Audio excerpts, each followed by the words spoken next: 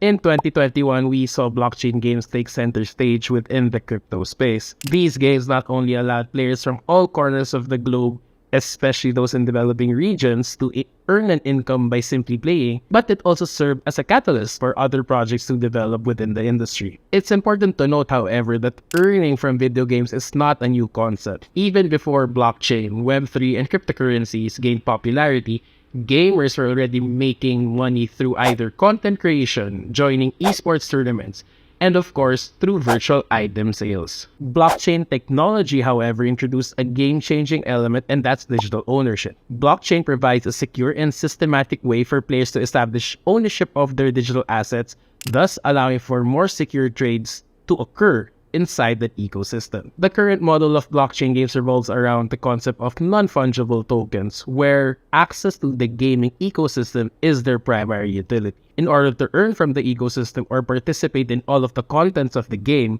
players typically need to make an initial investment. This is somewhat of an exclusionary approach and limits participation to the whole gaming economy and negatively impacts the game experience itself. While many games in the market follow this model, newer projects are striving to incorporate a free-to-play mechanic in its ecosystem, aiming to eliminate that barrier to entry and allow more players to enjoy the game. However, this usually comes without the earning component, gives access only to a limited area of the ecosystem or the gameplay content, or allows the use of assets that cannot be used competitively within the structure of the game. Thus, it opens another criticism of the current blockchain gaming models, that it is heavily reliant on a pay-to-win economy. Since NFTs are static, players are compelled to continuously purchase or breed new assets to stay competitive in this ecosystem. This model proves to be unsustainable for casual players, creating an uneven playing field that could lead to player churn in the future. This comes from a basic idea that for value to be redistributed within the economy to the different users interacting with it, monetary value needs to come in to fund the redistribution. Therefore, our video aims to reintroduce a game mechanic that ensures players are not priced out of accessing the game while still enabling them to create value from this digital asset that could be redistributed to different parts of the economy as well. So to create a free-to-play economy while still being able to earn from the participation of that ecosystem, that economy emphasizes one particular mechanic that is already present in gaming itself, and that is progression. To gain a comprehensive understanding, we will delve into the creation of markets in virtual economies, the value of progression, and how these concepts intertwine with blockchain gaming. To understand market creation in virtual economies, we delve into the concept of opportunity cost,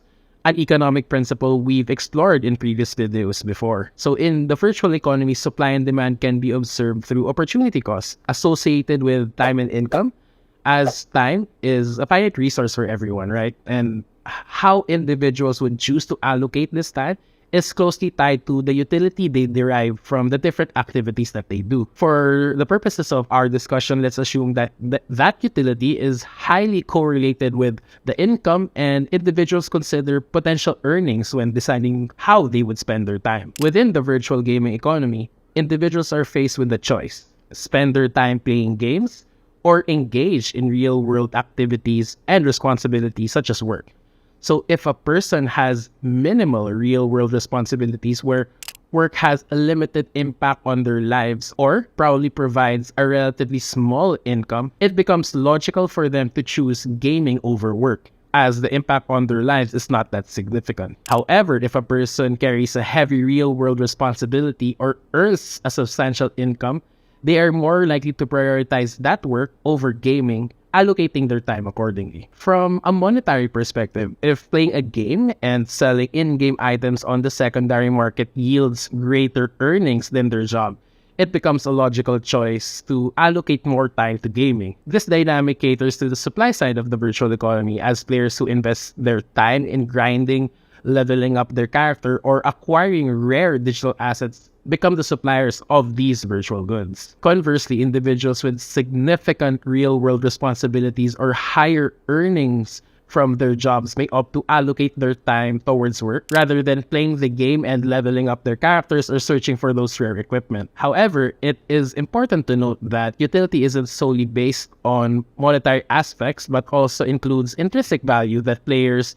associated with the game. So, for instance, individuals with high real-world responsibilities may still find motivation to play the game once in a while to connect with their friends or experience that high-level gameplay content even though they lack the time to grind their characters. This brings us to the demand side, where individuals with real-world responsibilities and the financial means but limited time to play the game can compensate those with more time to grind, level up their characters or digital assets, and are looking to earn an income from it. Matching the supply side and the demand side is how virtual economies create thriving markets in that ecosystem. So you might ask, where's the progression there? Let's now shift our focus a little bit to the real world, where the valuation of assets is often based on the sum of their constituent components.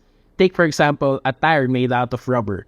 Although rubber is a key component of a tire, the tire itself carries a higher price because someone had to process the rubber to transform it into a functional tire. However, the tire is still less expensive than a fully assembled car, as it is just one component among the many required to create a functioning vehicle. The gathering and assembly of these various parts by someone else adds value to the final product, the car. The same concept can be applied through virtual assets. So in the realm of the digital world, progression plays a vital role in increasing the value of these assets. The input of time, effort, and skill is necessary to enhance the utility of these digital assets. A common method of incorporating progression in a game economy is through leveling requirements. As characters gain experience points and level up, they unlock access to specific in-game content or digital assets exclusive to their level. Achieving higher levels require a significant commitment to the gameplay, something that some individuals would prefer to pay for instead of investing their own time in achieving. Thus, digital assets gain value through progression, just as the real-world counterparts do. The time, effort, and skill input needed to advance a character's level or unlock certain content adds value to these digital assets. They acquire value within the virtual economy, finding their place in the market where supply and demand determine their worth. So earlier, we discussed how the utility of digital assets in blockchain games is currently realized through NFTs. However, most of these NFTs in these games are static, presenting a challenge when it comes to incorporating progression, similar to what we've discussed a while ago. These NFTs often represent the main digital characters in the ecosystem, making them integral to the gaming experience. But with dynamic NFTs, so quote-unquote living NFTs, is designed to change or respond to external inputs or conditions, a progression system akin to traditional games can now be applied to blockchain gaming. These digital assets, which lie at the core of a project's gaming experience, can now evolve and develop as they are utilized within the ecosystem. Progression may involve leveling up characters or applying specific inputs to crafting, but the main goal is to advance an item or character to the higher tiers. Regardless of the approach, progression adds value to the digital asset, whether they are characters or items, and can increase their price based on the gaming environment established by the project. The introduction of dynamic NFTs and innovative progression systems signals an exciting evolution of blockchain gaming. By combining the uniqueness of NFTs with the concept of progression,